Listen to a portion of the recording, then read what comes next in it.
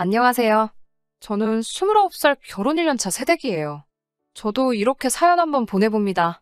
매번 듣기만 하면서 정말 저런 일도 있구나 하면서 감탄할 때가 많아요.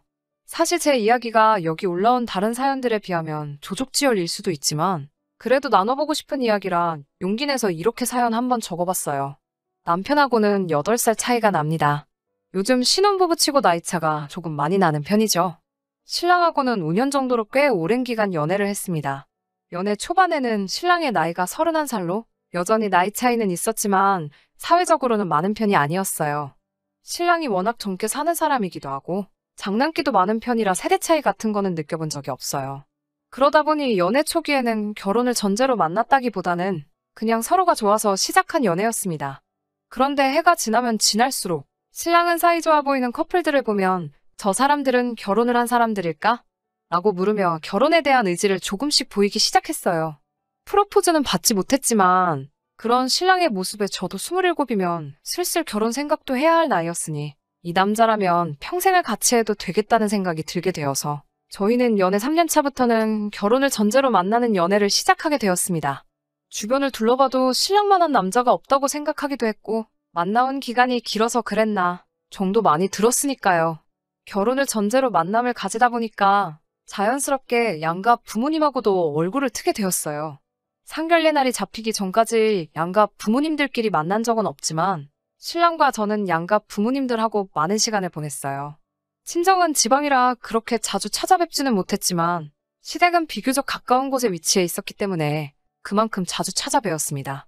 신랑의 장난기를 그대로 물려주신 것만 같은 재미있고 위트 있으신 시아버지와 조용하시지만 시원시원하게 할 말 다 하시는 시어머니가 저는 정말 좋았어요. 결혼 준비를 하면서 그렇다 할 큰 문제도 없었습니다. 오히려 제 주변에서 난리였어요. 신혼집을 시댁에서 가까운 곳으로 잡게 되었거든요. 친정부모님도 그렇고 제 주변 직장 선배며 친구들까지 그곳만큼은 피하라고 했는데 저는 아니라고 우리 시부모님들은 굉장히 좋은 분이시라 설명하며 제 귀를 닫고 듣지를 않았어요. 신랑의 나이도 있고 해서 이세 계획이 급하게 있었기 때문에 아이가 생기면 케어를 해주신다는 시어머니의 말씀 아래 주변에 만류해도 신혼집은 시댁 근처로 잡게 되었습니다. 실제로 결혼 준비는 순탄키만 했고 적당한 전셋집에 적당한 혼수, 예단까지 아무 일도 없이 조용히 전부 넘어갔습니다. 신혼집 정리하는 것도 시가에서 많이 도와주셨고요. 결혼 전에는 남편이 홍기 다 놓쳐가는 걸 구제해줬다며 우리 며느리 하시면서 저에게 간이고 쓸개고 다 빼주실 것 마냥 행동하셨던 시부모님이 변하신 건 결혼한 직후부터였습니다. 막상 결혼을 하고 보니 주변 말을 들을 거라는 후회가 막심했어요. 제가 제 고집으로 내린 결정이었으니 어디 가서 말은 하지 못했습니다. 시어머니는 저희 집에 자주 찾아오셨어요. 집안일을 거들어 주시기는 했지만 매번 조곤조곤하신 말투로 잔소리 아닌 잔소리를 하시는데 어떻게 제가 대들을 수도 없고 참 힘들더라고요. 특히나 손빨래를 고집하시는 부분이 가장 힘들었습니다. 결혼 전에는 항상 집도 깔끔하게 정리돼 있고 빨래도 손빨래로만 하신다는 말에 참 대단하시다고만 생각했는데 막상 제가 하려니 아주 죽을 맛이더라고요. 시어머니가 언제 찾아오실 줄을 모르니 일부러 빨래를 저녁 늦게 해볼까 싶어서 모아놓으면 어김없이 전부 꺼내오셔서 같이 손빨래를 도와주시고 아침 일찍부터 세탁기를 돌리고 있다가 그걸 들키는 날에는 한참 동안 잔소리 아닌 잔소리를 들어야 했어요. 이럴 거면 혼수로 세탁기는 왜 샀는가 싶고. 하지만 그것도 시간이 지나면서 손에 있게 되니 별거 아니더라고요. 신랑이 퇴근하고 나면 양말이나 수건 같은 것들은 직접 빨라고 시키니 다음날에 빨래거리도 별로 없고 이불이라든지 큰 빨래 같은 건 일부러 하지 않고 남겨두면 시어머니가 오시는 날에는 도와주시기 때문에 오히려 그 점을 이용했어요. 하루는 욕조에서 같이 이불을 밟고 있는데 시어머니가 저에게 먼저 어떻게 너네는 올 때마다 이불 빨래가 있냐며 이제 힘들어서 이불 빨래는 못 도와주시겠다고 하더라고요. 그래서 제가 어머님 요즘 세탁기가 얼마나 잘 나오는데요. 결혼할 때 산 게 최신형 모델이라 참 좋은 거예요. 그러면 앞으로 빨래는 세탁기로 할게요. 라고 말씀드렸는데 잠깐 고민하시더니 금세 포기하시더라고요. 조금 마음에 안 드는 듯한 눈치셨지만 저는 이제 빨래로 스트레스 받을 일이 없어져서 너무 좋았어요. 나름대로 불편한 상황을 재치 있게 넘어가고 있는 와중에 저를 가장 서운하게 만드는 것은 따로 있었어요. 시어머니가 자주 찾아오시는 만큼 저희도 시댁에 자주 방문을 했어야 했습니다. 결혼 전에는 술 드실 때마다 말씀이 많으신 데다가 재밌기까지 하셔서 그 모습이 유쾌하다고만 생각했던 시아버지의 그 모습은 변함이 없으셨어요. 단지 술 마시는 날이 너무 잦으신 게 문제였어요. 거기서 끝나면 다행인데 늘 술만 드시면 신랑에게 전화를 걸어 술 심부름을 시킨다던가 우리 부부를 불러 집에 와서 같이 한잔하고 가라고 자주 저희를 부르셨습니다. 시아버지가 또 그냥은 술을 드시는 분이 아니셨기 때문에 항상 술자리는 진수성찬이었어요. 처음엔 가는 게 귀찮고 부담스러웠지만 이것도 적응이 되니까 남은 음식도 잔뜩 싸오고 그러는 김에 시간에 냉장고까지 털어서 오면서 나름대로 실속도 챙겼죠. 저는 저 나름대로 불편했던 점들을 좋은 게 좋은 거라는 마음으로 나름 재치 있게 풀어나가고 있다는 생각을 했는데 시어머니는 저의 그런 점이 얄미웠던 건지 마음에 안 드셨나 봐요. 제가 아이를 가질 계획에 결혼 후에는 술을 입에도 가져다 대지 않았는데 어느 날부터인가 그런 제 모습을 보면서 그렇게 저희가 시댁에 찾아간 날이면 저를 따로 식탁으로 부르셨어요. 남편하고 시아버지는 거하게 차려진 술상에서 술을 주거니 받거니 하고 계시는 동안 저는 시어머니와 식탁에 마주보고 앉아 따로 식사를 하게 되었어요.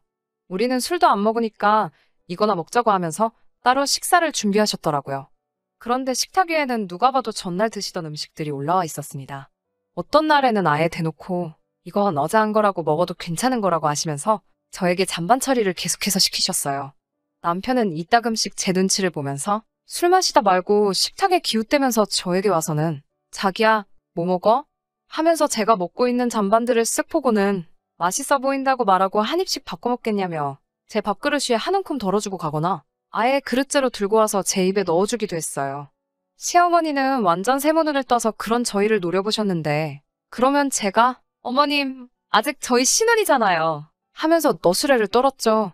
그 모습에 분해하시는 듯한 시어머니 반응을 보니 이건 이제는 시어머니와 저 사이에 남들은 눈치채지 못하는 작은 기싸움 같은 걸로 변해 있었습니다. 대놓고 나쁜 시어머니 역할은 신랑이 항상 제 편을 들어주니 못하시는 것 같았고 사사건건이 아주 작은 일들만 가지고 트집을 잡으셨어요. 신랑도 이 상황을 알고 있기는 했지만 괜히 자기가 껴들어서 시어머니와 제 사이가 나빠지는 것도 원치 않았고 저도 그 심정이 이해가 되어서 신랑에게는 별다른 말을 하지는 않았습니다. 지난 추석이었어요. 시국이 그렇다 보니 온 가족이 모이기는 힘들 것 같아서 저희는 먼저 친정을 방문했어요. 친정은 거리도 있고 한데다가 아주버님네가 먼저 방문하시면 사람이 너무 많을 것 같아서 내린 결정이었습니다. 친정에서 이틀을 보내고 집에 돌아와 짐을 풀고 시댁으로 향했습니다. 시댁에서 시간을 보내고 저녁 식사 시간이 되니 명색이 명절이라고 전날에 이것저것 준비하셨더라고요. 갈비찜에 잡채에 맛있는 음식들이 많았지만 저는 대번에 이 음식이 저를 위한 게 아니란 걸 눈치챌 수 있었어요. 갈비찜이며 전이며 하는 것들은 전부 매번 시아버지와 남편 둘이서 술을 대작하는 상위로 차려지기 시작했고 시어머니는 냉장고에서 밑반찬들을 꺼내와서 따로 식사 준비를 하고 있었기 때문이에요. 언젠가 제가 고등어만큼은 특유의 그 비린내 때문에 잘 못 먹는다고 했는데 의도하셨는지 그날따라 우연히 겹친 건지는 모르겠지만 어제 아주버님네가 먹다가 남은 건데 버리긴 아까워서 그러니 같이 먹자꾸나 하시면서 고등어 구이를 떡하니 식탁 위에 올리시더라고요. 전자레인지로 대충 데워서 말라 비틀어지기는 더 말라 비틀어져 있고 비린내까지 올라오는 고등어 구이를 보고 있으니 저녁 먹을 마음까지 다 달아나는 것 같았어요. 심지어 반 정도는 이미 다 먹은 상태고 깍두기 국물인지 뭔지 모를 김치 국물 같은 게 살코기에 떡하니 묻어서 같이 말라붙어 있더라고요. 그래도 시어머니가 솜씨가 좋으셔서 밑반찬하고 밥을 먹어도 꽤나 괜찮은 식사였기 때문에 되도록 고등어를 피해가면서 식사를 하고 있었어요.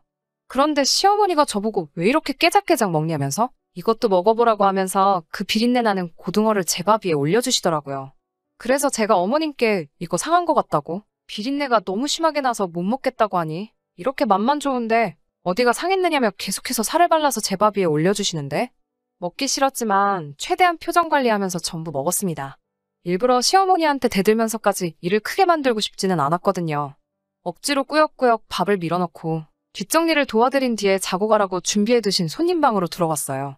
저녁도 부실하게 먹으니 속상하기도 하고 서럽더라고요.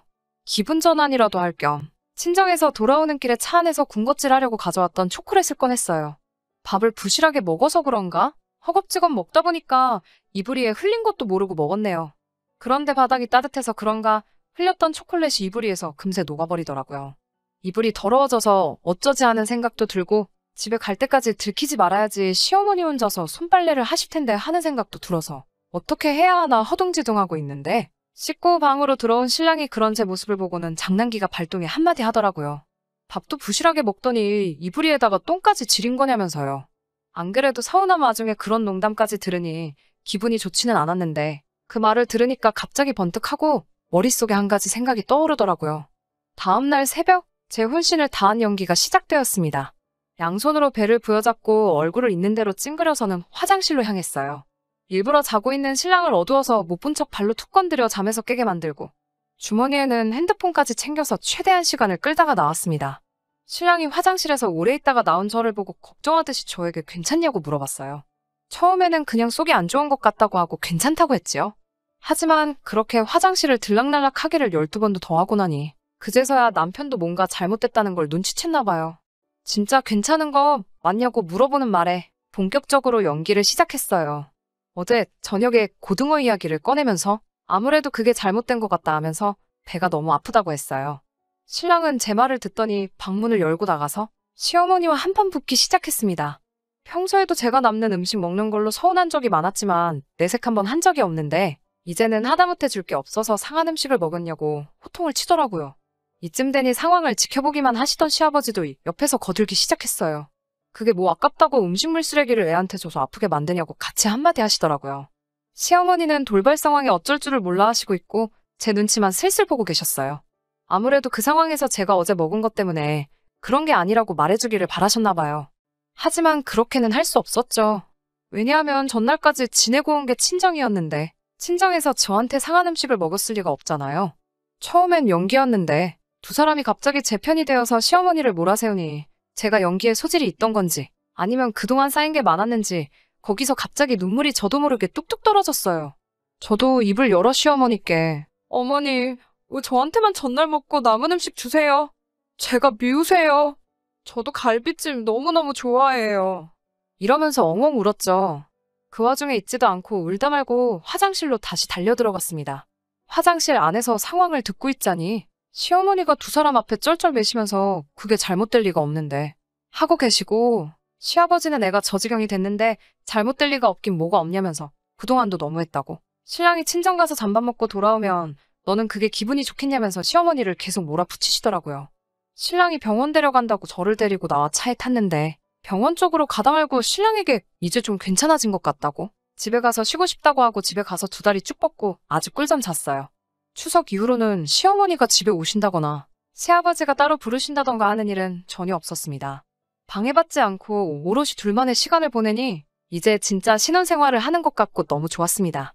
엊그저께 신정날 따로 연락은 없으셨지만 이번엔 저희가 먼저 시댁으로 찾아뵈었어요. 식사 준비도 도와드리고 저는 자연스럽게 식탁에 앉았는데 시어머니가 아가 이쪽으로 오너라 하면서 웬일로 새 음식 차려놓은 자리로 저를 부르시더라고요. 시댁 식구와 마주 앉아 밥을 먹고 있는데 시어머니께서 저에게 사과하셨어요.